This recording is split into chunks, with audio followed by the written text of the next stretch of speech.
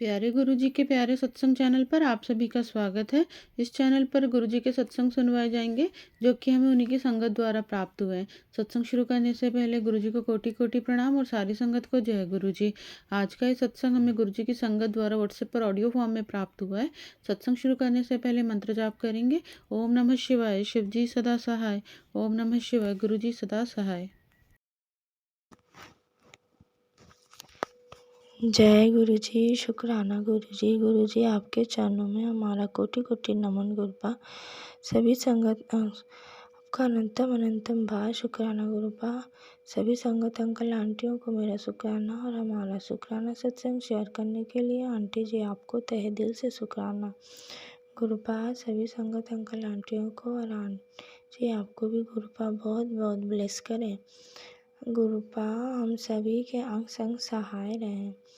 अब मैं अपना शुक्राना सत्संग गुरुपा के स्वरूप के सामने अमृत वेले में गुरुपा के दिव्य महामंत्र जाप से शुरू करूँगी। शुक्राना सत्संग शेयर करने में अगर मुझसे कोई भूल त्रुटि हो जाए तो गुरुपा आप मुझे क्षमा कर दीजिएगा और सभी संगत अंकल आंटी जी मुझे क्षमा कर दीजिएगा। ओम नमः शिवाय, शिव जी सदा सहाय। ओम नमः शिवाय, गुरु जी सदा सहाय। जय गुरु जी। शुक्राना गुरु जी। संगत जी, गुरुपा ने मुझे एक उपाय बताया था। जैसे कि मेरे ना बाल बहुत झड़ते हैं, बहुत। हाँ, ये एक्चुअली ब्लैक मैजिक के कारण मेरे सारे सर के बाल ही सफ़ेद हो गए हैं।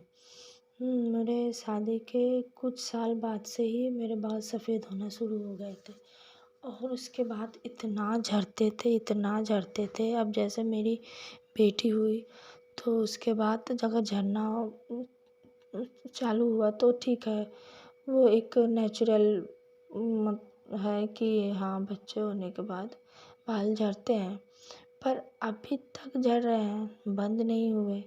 तो इसका मतलब क्या है? और फिर बाल मेरे जल्दी से ही सफ़ेद होना शुरू हो गए और धीरे धीरे सारे बाल सफ़ेद हो गए।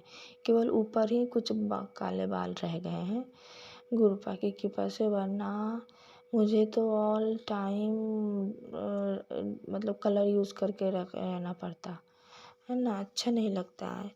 तो और बाल भी बहुत झड़ते हैं और मुझे बहुत मतलब बाल झड़ता है ना तो वो मुझे अजीब सा गिन सी आती है। बाल चारों तरफ बाल देखती हूँ तो सब हमेशा उसको समेटती रहती हूँ, इधर उधर गिरता है तो। और मैं अपने से बाल को खींच खींच के, जैसे कि इधर उधर ना गिरे तो खींच खींच के मैं बाल निकाल के मैं रखने लगती हूँ, तो तब पर भी बाल गिरते हैं। हाँ, तो कभी कभी थोड़ा कम रहता है, पर जब वॉश करती हूँ तो उस दिन तो और भी ज़्यादा। तो अब एक दिन क्या, कल ही शायद गुरुपा का एक टेलीपैथी मैसेज आया कि पुत्र तेरे घर में चारों तरफ बाल ही बाल दिख रहे हैं। हाँ, तेरे बाल बहुत झड़ रहे हैं।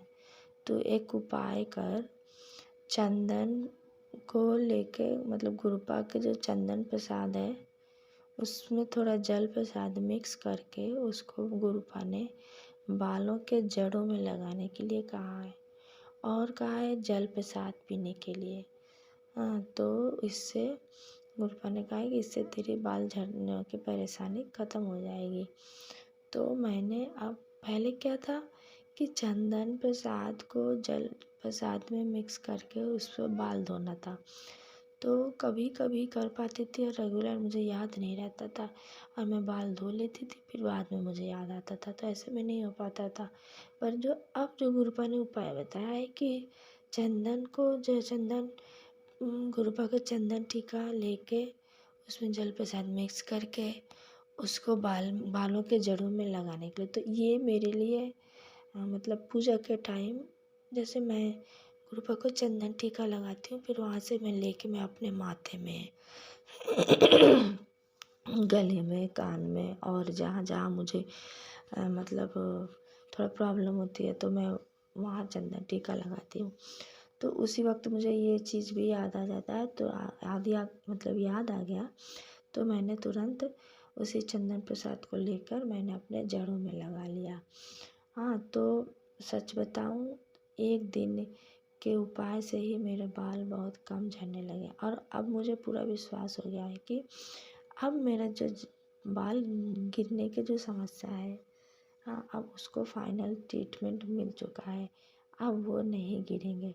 रहे बाल सफ़ेद होने के, तो वो भी गुरुपा ठीक कर देंगे चंदन प्रसाद से, क्योंकि गुरुपा ने कहा जल प्रसाद पी और चंदन प्रसाद जड़ों में लगा तो तेरी ये परेशानी ठीक हो जाएगी। तो इसके लिए गुरुपा आपको बहुत बहुत शुक्राना, अंतम बार शुक्राना गुरुपा। गुरुपा ने एक बात और मुझे याद दिलाई, क्योंकि ठंड का मौसम है तो मैं रेगुलर अपना बाथरूम वॉश नहीं कर पाती हूँ। हाँ, तो इस वक्त तो और भी लेट हो चुका है, वरना बाथरूम वॉश करना मैं मतलब देर नहीं करती हूँ। तो पर गुरुपा ने एक आंटी जी के द्वारा मुझे ये सुनाया, क्योंकि मैं मेरा बाथरूम थोड़ा बहुत दिन से वॉश नहीं किया हुआ है और मैं सोच रही थी कि मैं वॉश करूं कि नहीं, क्योंकि मतलब जब मैं बाल धोती हूँ तो उसके पहले वॉश करती हूँ। पर मुझे ठंड लगी हुई है, थोड़ा थोड़ा फीवर आ रहा है, गले में दर्द है, कुछ कपड़े भी धोना था पुराने और बहुत भारी कपड़े, जो बेड शीट वगैरह, मॉस्किटो नेट वगैरह होता है।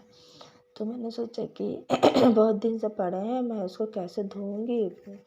हाँ, और शरीर में दर्द भी है, तो गुरुपा से मैंने अरदास किया था कि गुरुपा प्लीज़ मुझे ये धुलना है, बहुत दिन हो चुके हैं घर में रखे हुए। तो बेटी का भी छुट्टी आ गया है, स्कूल ऑफ हो गया है, अभी केवल एग्ज़ाम के लिए 2 दिन बाकी है, इसीलिए क्लास ऑफ कर दिया गया है। तो अभी छुट्टी है तो मैं वो सब धुलने लगी।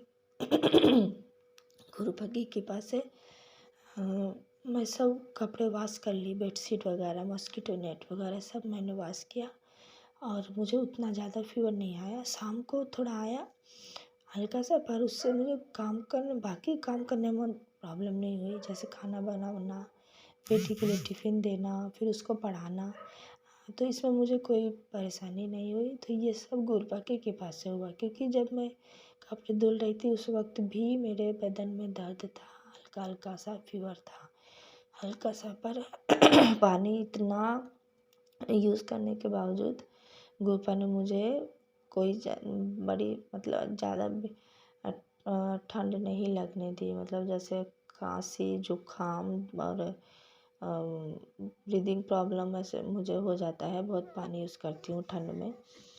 पर वो है ना, लास्ट में क्या हुआ, बाथरूम पूरा गंदा हो गया, तो मैंने सोचा इस बार रहने देती हूँ, क्योंकि इतना कपड़ा धुलना, मैंने इतना पानी यूज़ किया, अब मुझसे नहीं हो पाएगा, तो इस बार रहने देती हूँ। बाद में फिर जब मैं बाल धोऊंगी तो उस दिन मैं बाथरूम वॉश कर दूंगी। बस वही उसी दिन गुरुपा का मैसेज आया कि पुत्र अपना बाथरूम वॉश कर, क्योंकि वो आंटी जी कह रही हैं कि गुरुपा ने ये कहा है बाथरूम वॉश करने के लिए, क्योंकि वो आंटी जी कहती हैं मेरा भी बाथरूम बहुत दिन से वॉश नहीं है।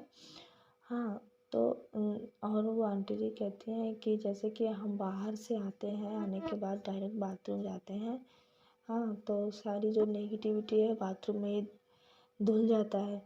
तो ऐसे में क्या होता है, अगर बाथरूम नहीं वॉश करते हैं तो वो नेगेटिविटी रह जाती है। इसलिए ये गुरुपा का आदेश है। तो गुरुपा, मैं अब बहुत जल्दी कोशिश करूँगी अपना बाथरूम वॉश करने की, और अब तो गर्मी आने वाली है तो मैं ये बाथरूम वॉश करने को मैं डिले नहीं रखूँगी, रेगुलर मैं वॉश करके रखूँगी गुरुपा। और आप तो हैं ही, अब तो मुझे बहुत ज़्यादा ठंड नहीं लगेगी, पर मतलब जैसे कि मैं टीबी की पेशेंट थी, तो अभी तो मतलब गुरुपा की कृपा से मैं बिल्कुल ठीक हूँ। कोर्स मेरा कंप्लीट हो चुका है, 2-3 साल हो चुके हैं मुझे, अभी इतना ज़्यादा नहीं कुछ, तब फिर भी थोड़ा जैसे कफ हो जाता है ना, तो डर लगने लगता है, खांसी बढ़ने लगती है, तो इसीलिए हमेशा गर्म पानी ही यूज़ करती रहती हूँ। तो गुरुपा की कृपा से अब मेरा सारा काम हो जा रहा है ठंड में भी, तो इसके लिए गुरुपा आपको एकदम बार शुक्राना गुरुपा। पर मुझे क्षमा कर दीजिए गुरुपा, मैं अपना बाथरूम वॉश ज़रूर करूँगी और वो नेगेटिविटी को मैं नहीं रहने दूँगी। अब मैं अपना शुक्राना सत्संग में विराम देती हूँ। ओम नमः शिवाय। शिव जी सदा सहाय। ओम नमः शिवाय। गुरु जी सदा सहाय। जय गुरु। अगर आप भी हमारे साथ अपना कोई सत्संग शेयर करना चाहते हैं तो आप भी अपना सत्संग हमें लिखकर या ऑडियो फॉर्म में रिकॉर्ड करके डिस्क्रिप्शन बॉक्स में दिए गए व्हाट्सएप नंबर या ईमेल आईडी पर भेज सकते हैं। गुरुजी की आज्ञा से उसे शेयर कर दिया जाएगा और उन सभी संगत का शुक्राना जो हमारे साथ अपने सत्संग शेयर करते हैं। अगर आपको भी हमारे वीडियोस अच्छे लग रहे हैं और आप हमारे चैनल पर पहली बार आए हैं तो आप हमारा चैनल सब्सक्राइब कर सकते हैं। सब्सक्राइब करके बेल आइकन को ज़रूर प्रेस कर लें जिससे आपको हमारे आने वाले वीडियोज़ की नोटिफिकेशन मिल सके। जय गुरु जी। ओम नमः शिवाय। शिव जी सदा सहाय। ओम नमः शिवाय। गुरु जी सदा सहाय।